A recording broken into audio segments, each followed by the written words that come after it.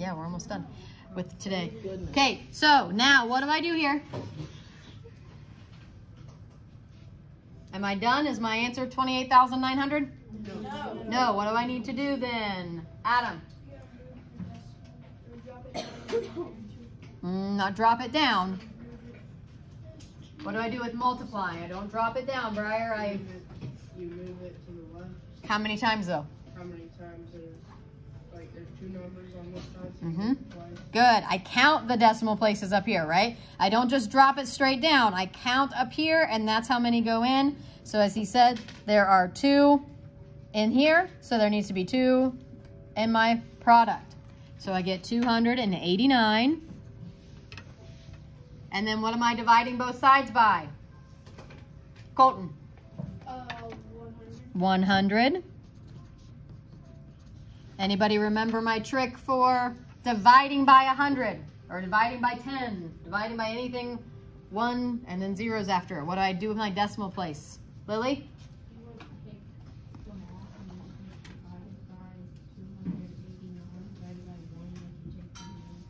I can only do that if I have zeros up here. If I have zeros in my numerator, then I can cross it off. But if I have 289, where is a decimal in a whole number like that? Where's a decimal in this number right now? Lexi?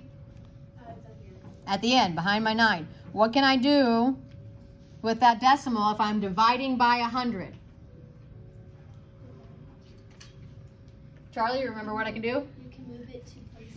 To the left. If I'm dividing, that means my number is going to get smaller.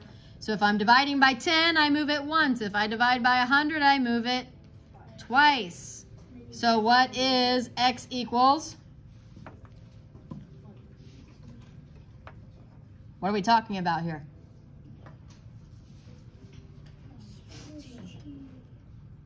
What am I talking about in this problem, Lexi? Money. So this is $2.89. Is that my answer? No. No. What is $2.89? Or $2.90, depending on which way you did it. What is the $2.89? What did I just find by doing that? Akaya? The part. The part that I'm going to do what with? Think back to the story problem. Charlie? How much change he has left? Not yet. What? Not yet. We're not ready to pay yet. It cost me $14.45, but it's 20% off. What's the $2.89, Akaya?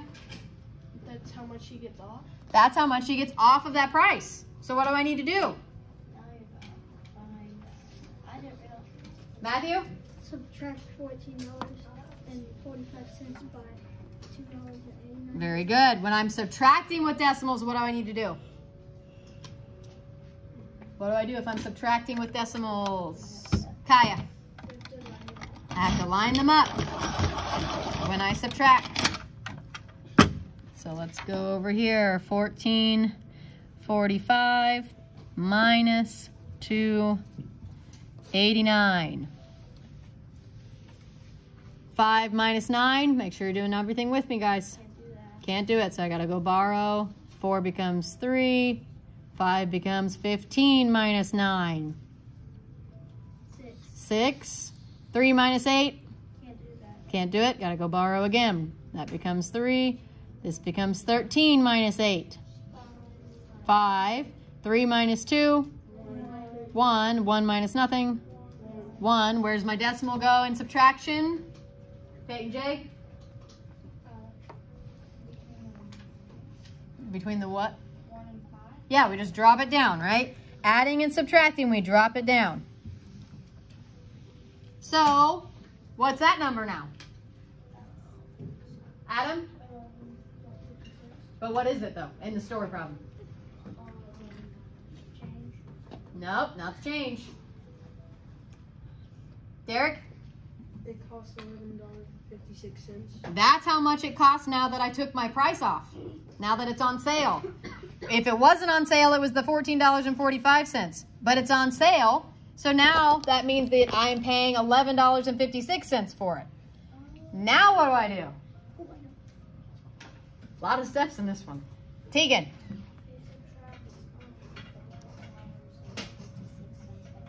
Now I'm subtracting.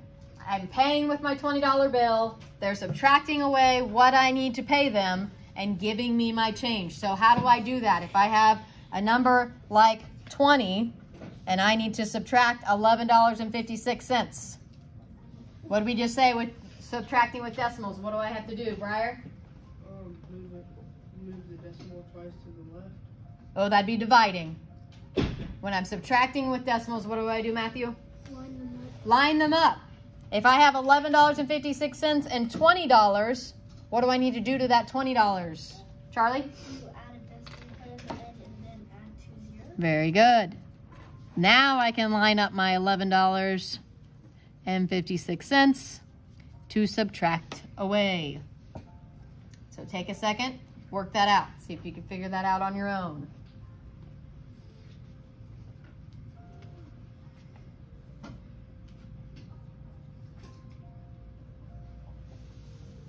It's too late for me to start.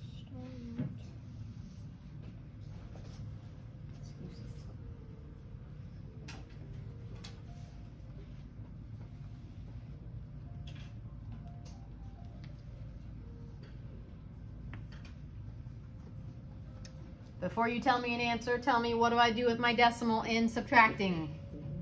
Derek. Bring that all the way down. Drop it straight down into my answer. And then, Derek, what did you get when you subtracted 20 minus $11.56? $8.44. Very good. $8.44. Yes. A lot of steps in that one, right? You have to figure out, this is what I'm starting with. Listening. This is what I'm starting with. But I'm taking 20% off of that. So that means I have to subtract. Then I have to figure out, okay, well, if that's my price and I'm paying with a $20 bill, what do I get back at the end of that? Okay? So, lots of steps. Make sure that, again, if you start to look at this review for the test, and you look at all this and you go, wow, how did we do that? That's what this video is for. So you can go back, skip ahead, go through where you need to get to it, and watch the part where we did this problem. Okay? Not on the test, but to study for the test. Yes. All right, let's see if we can get through, because that's cheating. If I let you just use this, then that would be cheating. Only a small amount of cheating. All right, number 9. Let's see if we can get through number 9 here, or at least get started. We're pretty short on time here. Are we on? Yeah. Yeah, we're on number 9. Jordan has completed 5/8 of his homework assignment. What is the decimal equivalent of the amount of the assignment he has completed? So how do I turn 5/8 into a decimal? 5/8 is a fraction, and my fraction bar is the same as what? Tegan? Division. So 5/8 is the same thing as saying 5 divided by 8. Make sure you put that correctly, not 8 divided by 5. 5 divided by 8. Actually, no, it's not. Can 8 go into 5? Yes. Wait, oh, I thought we were doing 5 and 8. Not 5 divided by 8. Make sure it's, or sorry, not 8 divided by 5. It's 5 divided by 8. So anything times 8, give me 5? No. No, so what do I need to do here? Adam. Put a decimal point and add a 0 where?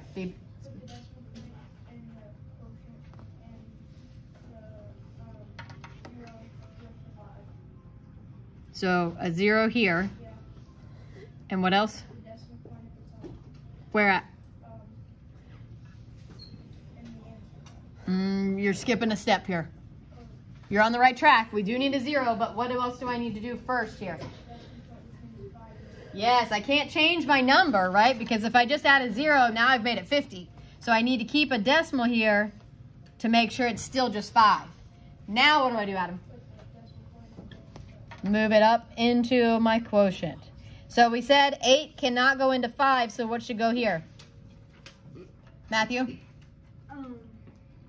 If 8 can't go into 5, what would go above it? Yeah, 0. 0. Good. Now 8 into 50. What's going to get me the closest?